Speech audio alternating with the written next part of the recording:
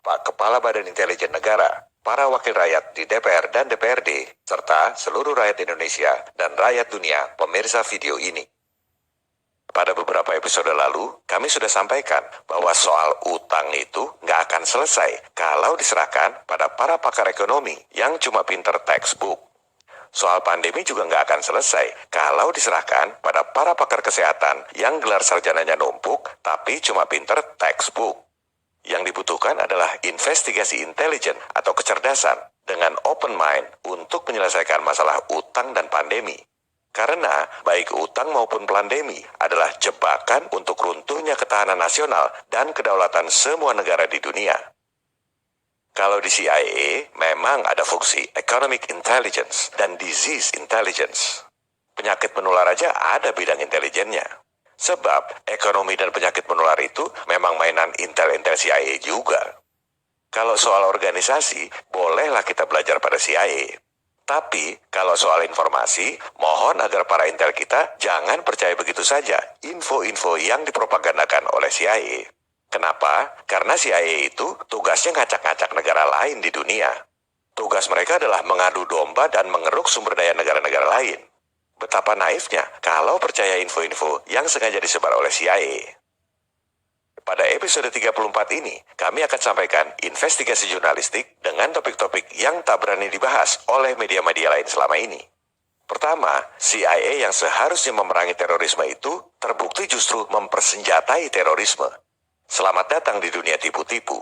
Dunia tak seperti apa yang diberitakan oleh media.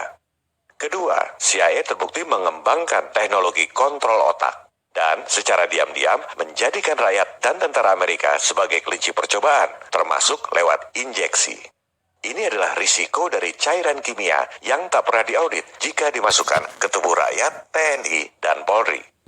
Tapi, sebobrok-bobroknya CIA, tetap aja CIA di tahun 63-65 itu mendukung Soekarno.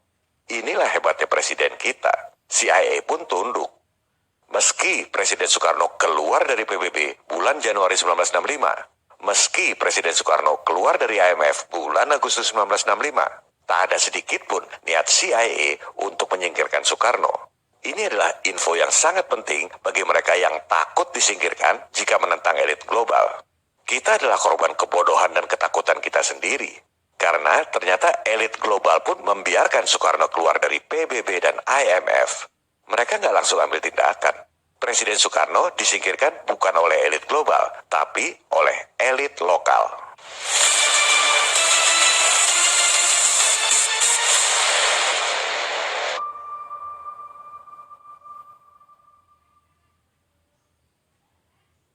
CIA mempersenjatai teroris itu sudah berlangsung sejak tahun 80-an.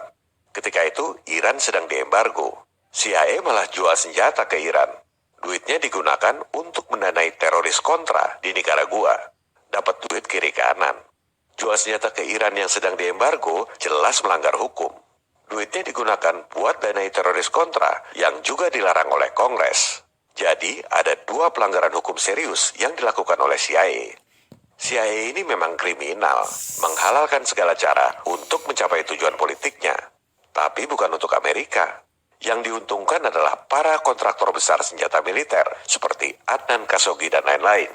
Elit global. CIA danai teroris kontra alasannya untuk menggulingkan pemerintahan komunis di Nicaragua. Itu cuma kedok supaya CIA bisa dagang kokain dan senjata sambil membunuhi rakyat sipil di Nicaragua yang nggak tahu apa-apa soal politik. Itu sebabnya Kongres melarang CIA untuk bentuk kontra. Karena dilarang, anggarannya di-stop, maka duit hasil jual senjata ke Iran dipakai buat danai kontra. Council don't see anything wrong with taking the Ayatollah's money and sending it to support the Nicaraguan freedom fighters. Freedom fighters, they are not. They are terrorists. Itu baru namanya konspirare, bernapas bersama dalam persekongkolan jahat. CIA jual senjata ke Iran, alasannya untuk membebaskan warga Amerika yang disandera oleh Islamic Jihad Organization. Jual senjata pada teroris yang menyandera warganya sendiri. Lewat investigasi dokumen-dokumen rahasia, belakangan terbukti bahwa sebelum ada sandera pun, CIA memang sudah bertahun-tahun jual senjata ke Iran di tengah embargo lewat Israel. Jadi sandera itu cuma alasan yang sangat diharapkan oleh para elit industri militer. Sebab dengan alasan membebaskan sandera, volume dagangnya jadi semakin besar. Perang dan terorisme adalah uang. Makin banyak korban, makin bagus. Skandal Iran Contra itu adalah program resmi CIA, bukan perbuatan oknum. Letkol Oliver North bersumpah bahwa apa yang dia lakukan itu adalah program resmi CIA yang diketahui oleh Presiden Reagan. Tapi yang namanya politik, begitu apes ketahuan, bos-bos cuci tangan. Oliver North dan kawan-kawan dijadikan tumbal seolah perbuatan oknum. I will tell you right now, Council, and all the members here gathered, that I misled the Congress.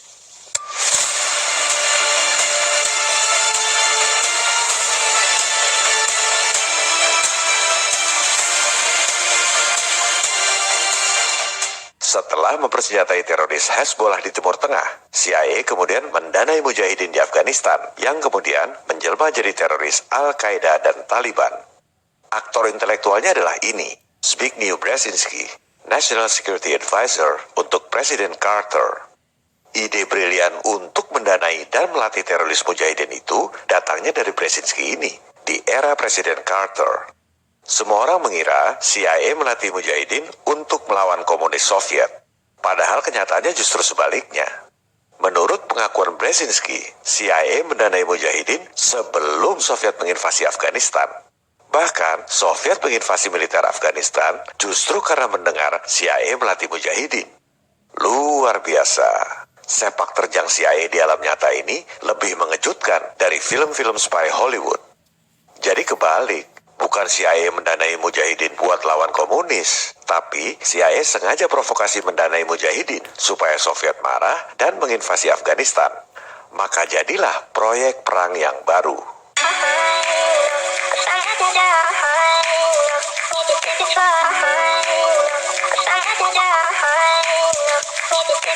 Baik Al-Qaeda maupun Taliban adalah transformasi dari mujahidin ini. Bedanya, Taliban itu bermuara pada budaya Afghanistan. Al-Qaeda basicnya adalah aliran Wahabi yang berasal dari Arab Saudi. Memang Arab Saudi dan Inggris ikut mendanai dan melatih mujahidin. I mean, let's remember here, the people we are fighting today, we funded. Let's deal with the ISI and the Pakistani military, and let's go recruit these mujahideen, and let's get some to come from Saudi Arabia and other places, importing their Wahhabi brand of Islam. Arab Saudi adalah sekutu Amerika dan Inggris. Hubungan Raja Saudi dengan Presiden Bush sangat mesra. Pandangan pertama awal aku berjumpa. Pandangan pertama awal aku berjumpa. Seolah-olah hanya impian yang berlalu. Sungguh tak kusangka dan rasa tak percaya. Benang merahnya adalah keluarga Bin Laden, kontraktor besar Arab Saudi yang jadi angel investor alias cukong malaikat untuk George Bush sejak masih jadi gubernur Texas. Dia juga. Al-Qaeda kemudian jadi sangat terkenal dengan kasus 9/11. Supaya nggak kepanjangan, tentang 9/11 ini akan kita bahas pada episode terpisah yang akan ditayangkan untuk memperingati 20 tahun kebohongannya, tanggal 11 September 2021 mendatang. Selanjutnya, setelah mempersenjatai teroris Hizbullah, Mujahidin, Taliban, Al-Qaeda yang berujung pada 9/11, CIA kemudian membentuk organisasi teroris baru yang paling ngetop di zaman medsos ini, ISIS.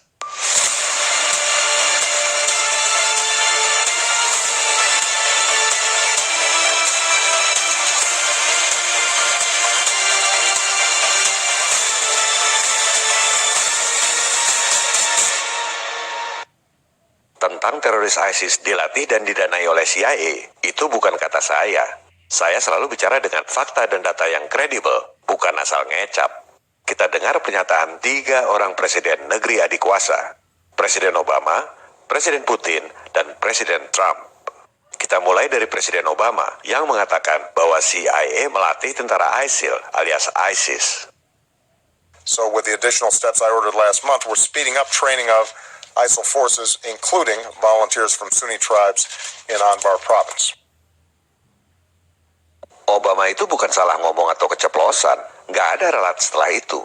Kalau kita perhatikan gestur tubuh pengawalnya ketika Obama bilang percepat pelatihan tentara ISIS, nggak ada gestur penolakan, kaget, atau protes. Karena memang ucapan Obama itu benar.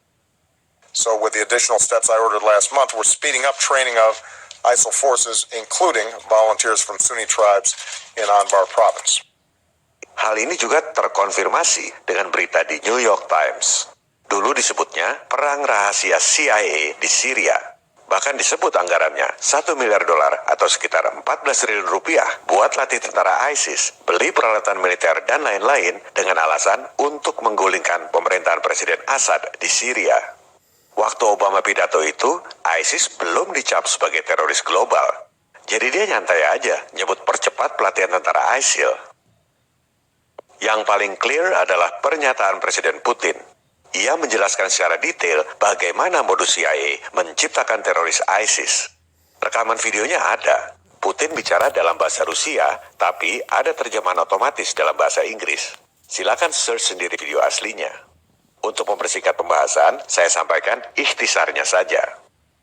CIA mempersenjatai ISIS untuk menjatuhkan pemerintahan Syria yang dipimpin oleh Presiden Assad. CIA merekrut tentara-tentara bayaran yang kemudian disuruh ngaku sebagai tentara ISIS.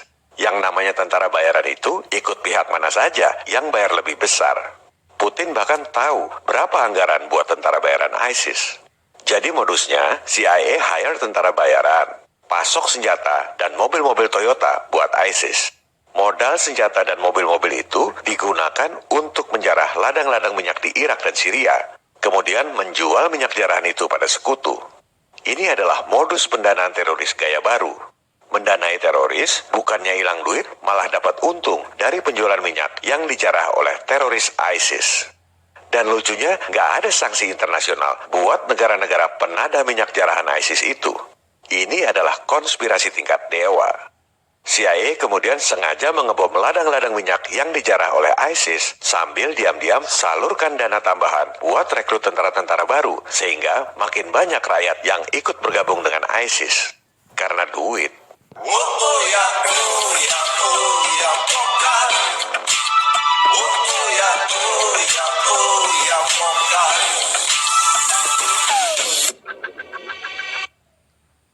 Selanjutnya adalah pernyataan dari Presiden yang ketiga, Donald Trump. Sebelumnya kita kilas balik sebentar pernyataan dari Mensesnek Hillary Clinton dan Presiden Obama agar nyambung dengan pernyataan Presiden Trump. The people we are fighting today, we funded. So with the additional steps I ordered last month, we're speeding up training of ISIL forces, including volunteers from Sunni tribes in Anbar province. They have a bunch of dishonest people. They've created ISIS. Hillary Clinton created ISIS with Obama.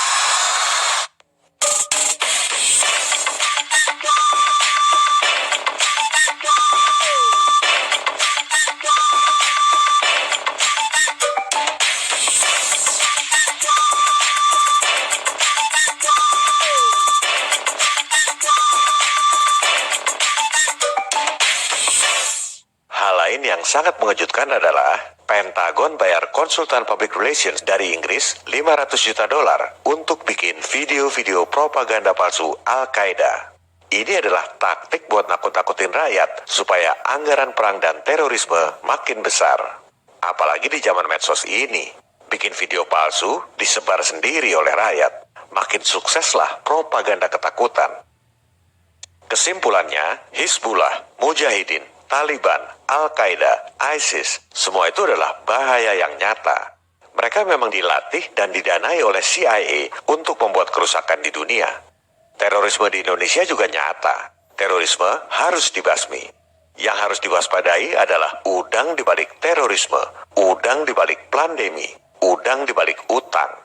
Dia juga. Mereka tak akan berhenti mengadu domba, memecah belah negara-negara besar seperti Indonesia, supaya lemah dan makin gampang didikte. Penjajahan gaya baru, nekolim. CIA, WHO, IMF, World Bank adalah perpanjangan tangan mereka. Pada episode 34B mendatang, kita akan bahas program yang sangat jahat dari CIA untuk mengontrol otak manusia, termasuk lewat injeksi. Dan pada episode selanjutnya, kita akan bahas dokumen rahasia CIA. Ternyata di tahun 1965, mereka mendukung dan tak ada niat sama sekali untuk menjatuhkan Presiden Soekarno. Viva Republik Indonesia. Salam People Power. Oh, yeah, oh, yeah, oh, yeah, oh.